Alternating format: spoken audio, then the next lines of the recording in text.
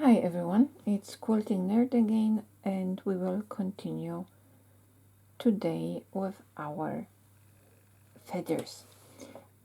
We covered three basic feathers during in my last video. It was just some short introduction explaining to you the basic principles and shapes, and now we can expand a little bit on that. And I will start with another variation of bounced back feather, which is slightly easier to do because it does not require traveling. So we will start again with very nice and shallow wavy line as our spine.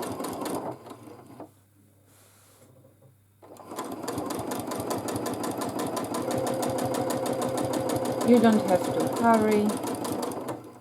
My quilting speed, it's always around medium values, maybe a little bit on the higher side of the medium values, but not higher than that. I quilt by listening to my sewing machine, so if my machine operates too fast, I'm getting nervous and I start moving the fabric faster to keep up, and then I'm not precise. So I prefer to keep it slower and be more relaxed, because then my precision improves. Also, when you have problems with traveling and keeping the shape precise, or you are missing your spot where you are aiming at, it is always good to look actually at where you are going and not at the needle. So right now I am following with my eyes already here where I want to go, and my hands follow my eyes. In this way I can travel better. So that's a little trick, and it demands a little bit of a mental training because you have to let go of this very strict control. But it helps actually with the quality of the quilting, contrary to the intuition. So you don't have to be very tight. You don't have to be very focused, looking always at the needle and go very slow. It is all about fluid movement and knowing where you have been, that your hands are repeating the same movement. That's why you have to find your own speed. And looking ahead where you are going and trusting your hands that they will guide you there where you should be, it is definitely help. I know it sounds a little bit mystical, but this is all about hand-to-eye coordination, including this slight delay connected with your machine, how your machine is working. That's why I really like moving my hands at a constant speed and having machine operating at a constant speed, and I am not using the stitch regulator. So now about the bounced back feather, made a little bit easier. In this case, what I'm doing is, so the first shape can be the same, so that's what I'm doing on this side. On this side, actually, I can start with a half shape, and just already show you already here. And here in this case, I'm going on the inside. So what I did was echoing the shape here. But I will do the same now here on this side. Only I will make it a little bit smaller. I left from me here a little bit. Let me zoom there a little bit more. Too much. So this is good now. So you see, as I turned in, it's the first movement exact like with the bounce back feather. So I am touching my previous one. It's those nesting plumes. But now I have some little space here between the stitch simulating the seam line and my plume. Now I have space to go out here and join the previous shape here somewhere along the line and land exactly where I am. So this is actually the easier variation for quilting feathers. So let me show you in the zoomed version. I'm now going out with a small echo. It's a bit less than 1/4 of an inch.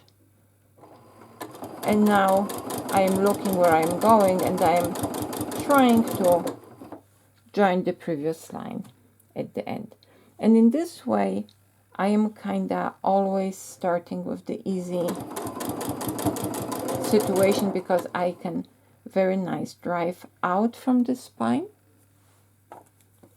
It's always easier to drive out of the spine at this very sharp angle here than drive in. And let me cut again. I am leaving me a little bit space, and I'm going out, and I am just trying to either join at the V or join the previous line. So now let's do that at the second side, at the other side.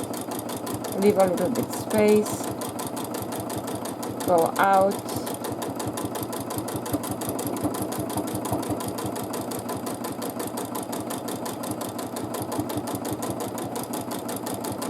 the size of the echo depends on your skill, so I would try to keep it really, really skinny.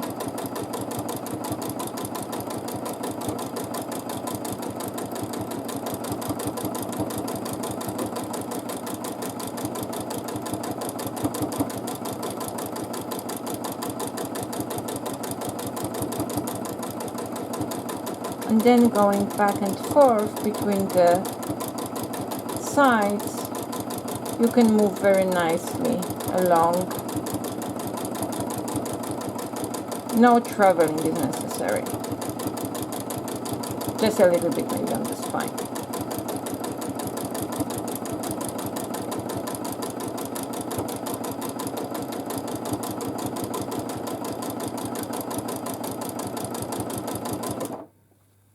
So in comparison to the other feathers, here is a little bit more going on because of the echo line. So we have even a richer texture.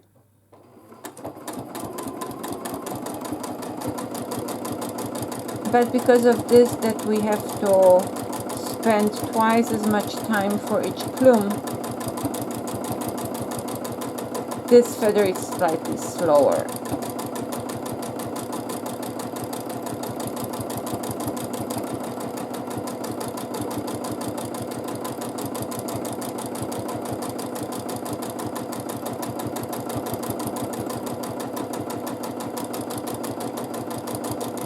It is a little bit like with handwriting, so find your way. For example, I'm finding it's much easier for me actually to continue with the echo and then drive into the spine with the parallel line.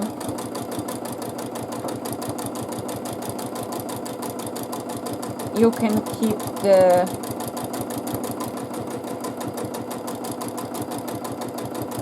point a little bit sharper here, or a little bit thicker. It all depends on this. What's your favorite?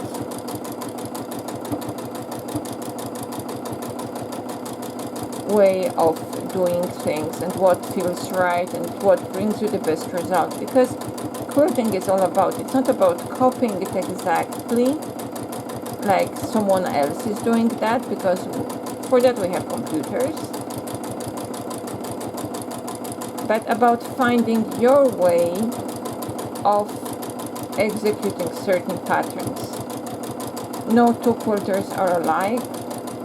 We may have similar styles or similar favorite patterns, but after a while you will develop your own style of doing things, and that's where you will know you are making it as a quilter.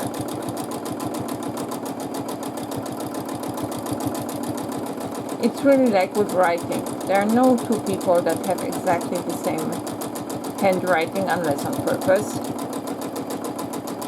And then also you cannot maintain it for a long time. So if you find a pattern that you like, and the way how to quilt it, that it's efficient and it looks good and you like it, then go for it. That's the exactly right thing to do. That means you are developing your own style as a quilter. Then you will start moving on with your own patterns. You will start modifying it, and that brings so much more to the community than just repeating the same patterns all over again. So they may be similar, and they are similar because all the established quilters, if you look into their books, there is certain overlap of patterns, and still we will recognize their style because there are some little quirks and differences in how they like to quilt things.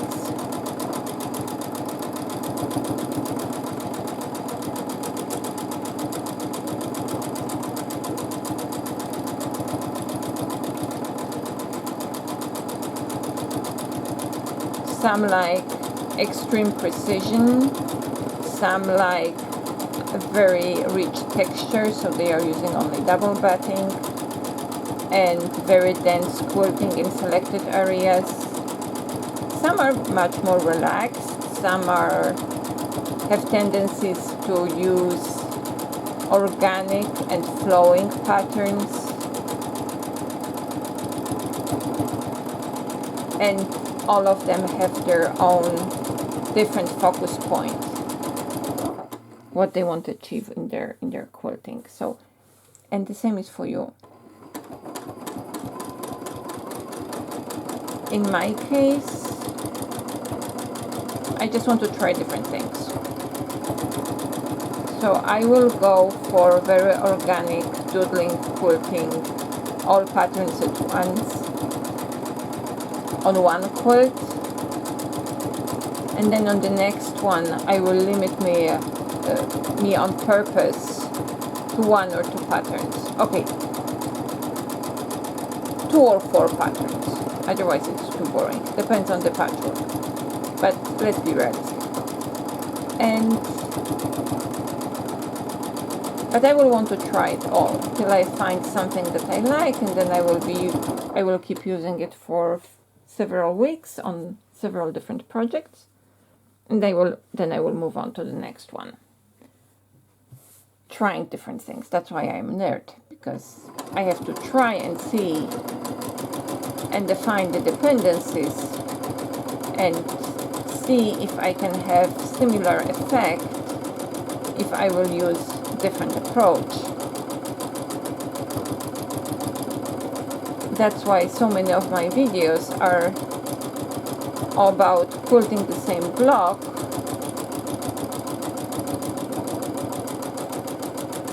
while using different patterns. And what I discovered is, as you may have seen, that very often it's the density and the texture that matters, not the pattern itself or the feel itself. So now we have the other variation of the bounce back feather. So that means the plumes are nesting, but instead of the traveling, like in this case, on the round outside of the feather, we are actually going back with an echo, and we are using the echo line to drive into the spine. I'm sorry, I'm here.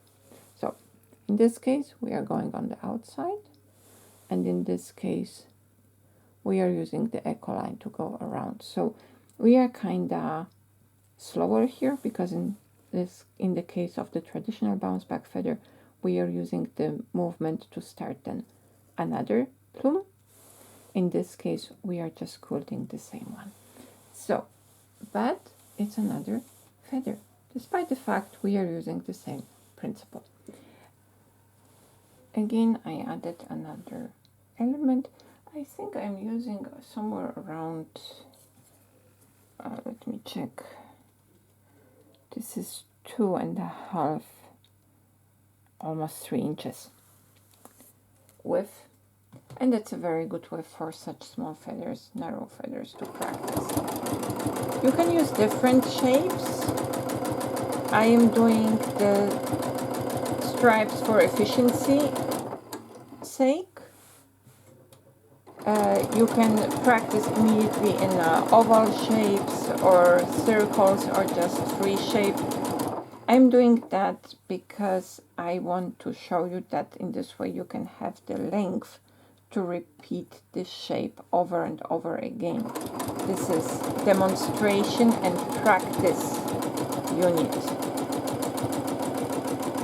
which, if everything works right, you can use for very nice cosmetic bag.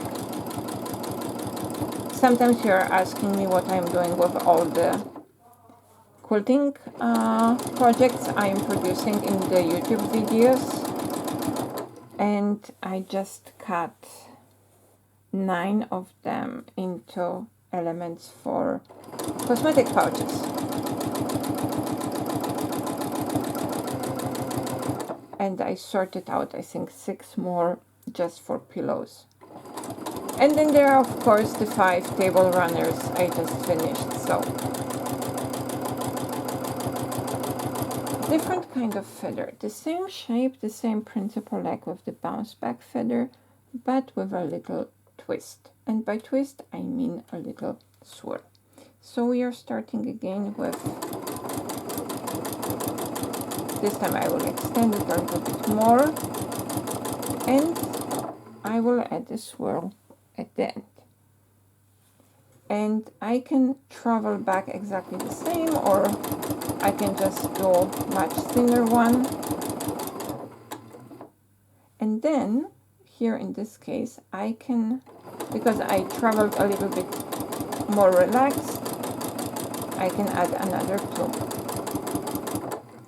But in this way I would have the swirls every other plume, which is fine, which is also the way to go. So let me show me once more on the other side.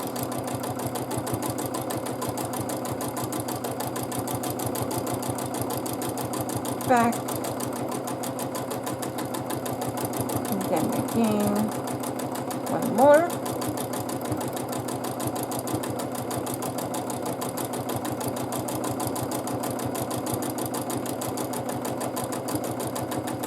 and we are back. Now let me turn this a little bit around and zoom a little bit again. So why this is such a nice way of quilting the bounce back feathers?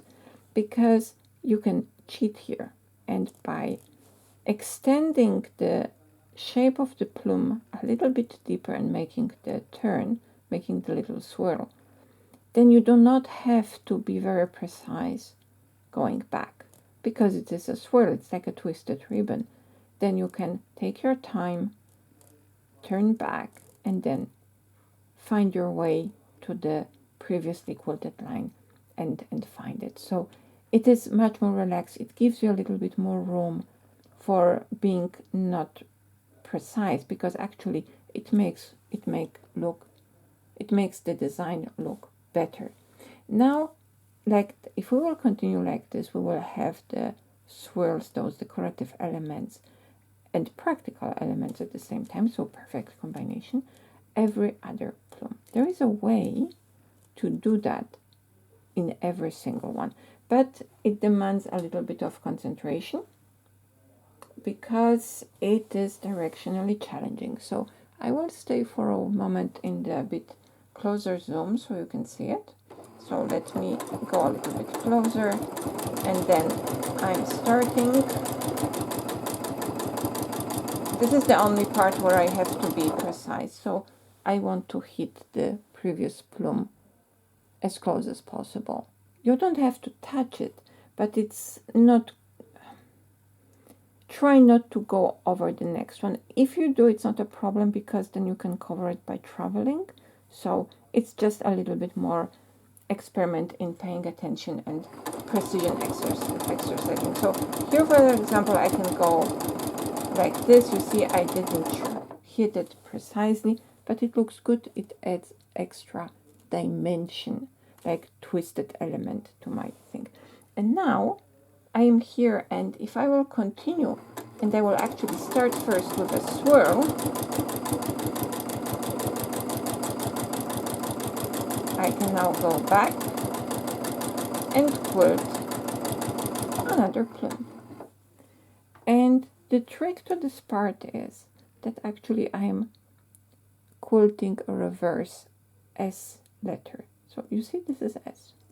Only I'm doing that in reverse. So I'm starting from the bottom one, going up, back, going on the previously quilted line, and then I'm using it as a starting point, and I'm quilting my swirl, very thin one, going back again, and then I'm quilting my plume back. So let's practice that for the next part. If you miss it, it's not a problem. We can leave a few of them empty. It will add some variety. It's practicing sandwich. So, but try to keep this. It's a very good exercise for your to practice if you are like me, directionally challenged. Sometimes I have problems with those, so I have to be creative in hiding mistakes here, but most of the time it works. It's just I have to remember I have to do that. So now on the other side, swirl up,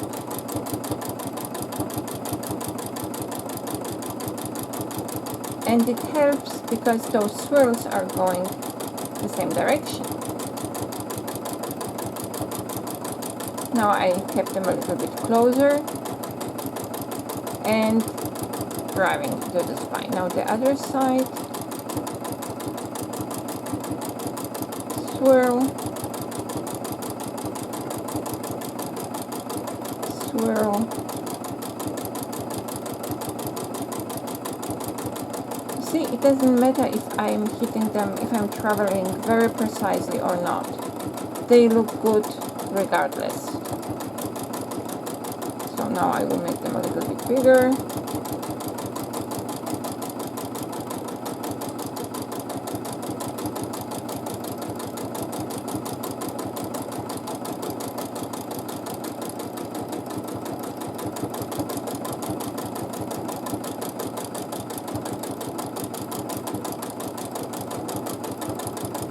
They don't have to be the same size. I try to make this a bit smaller.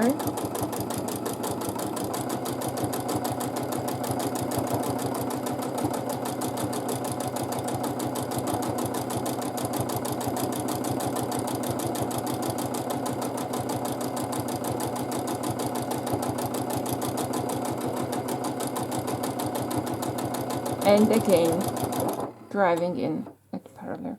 Now I will switch to the other side again.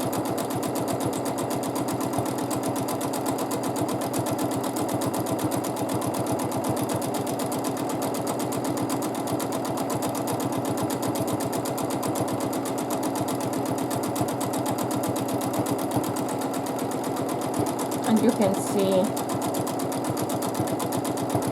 again this feather has this very nice rhythm to it.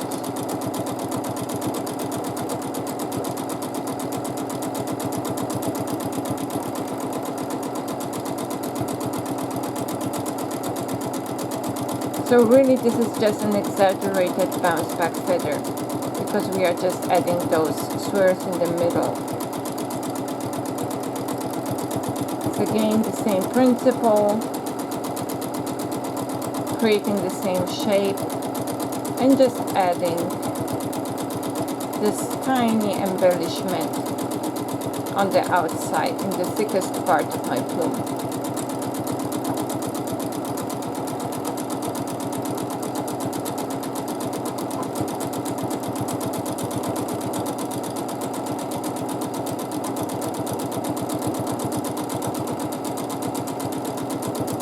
This is because we have to focus a little bit more and go into the shape to, we are adding a little bit more of complexity here.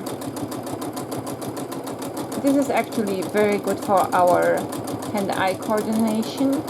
It's very good training for our hands and muscle memory. It's very good for our brain. creating those very nice repetitive patterns. It's very relaxing. Unless you mess up, then we will have a little bit more spike in our blood pressure, but just for a short moment.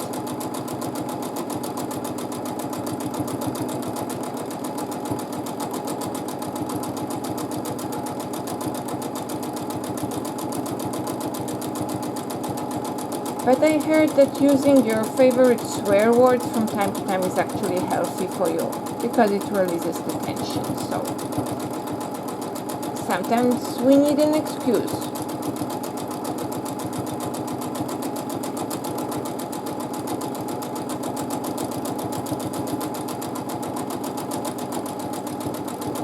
So what I did here on purpose is that in some cases, again I lost my pointer, in some cases I have bigger separation here between the lines. So sometimes my swirls are a little bit more relaxed, sometimes I have a little bit, and sometimes, like in this case, I got it almost exactly. But for in the case of this feather, this is really not that critical that every single one is identical, because it's more about the homogeneity of the movement of the shapes,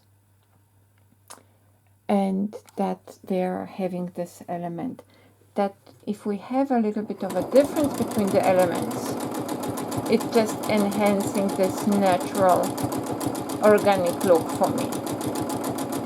So I don't mind having this kind of variety, as you will know, because in nature it's very difficult to find shapes that are identical. There are always some tiny differences, and that's what makes us all so beautiful.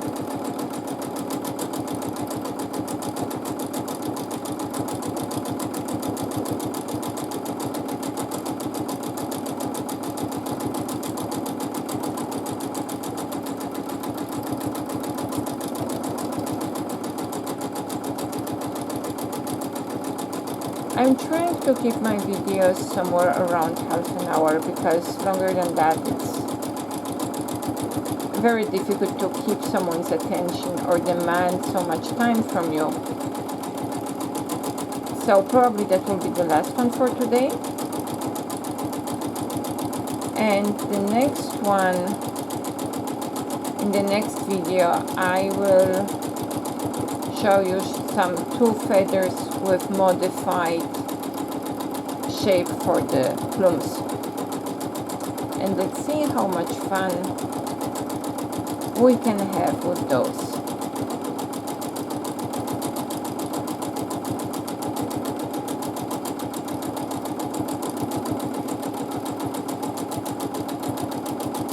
So finishing at the end of such shape, it's always a little bit more tricky, but we will try to do that as well as we can.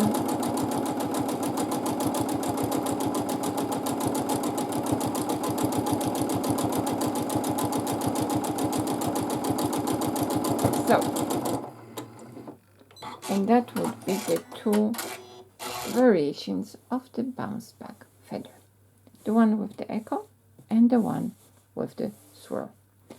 Probably this one will be the easiest, but again, if we take a look at all the, right now we have 5 feathers here, they all look slightly different, and they can be all used in different elements, as you've seen already me doing. And that's still not all, so we can make more content only about the feathers and never get bored. So at least I am not getting bored. I hope now I could be heard a little bit better. Thank you so much for watching. Thank you so much for all the comments I received from you and the questions, and I will continue to be inspired by your questions and remarks so I can produce more content that suits your expectations and needs. Thank you again and have a good day. Bye.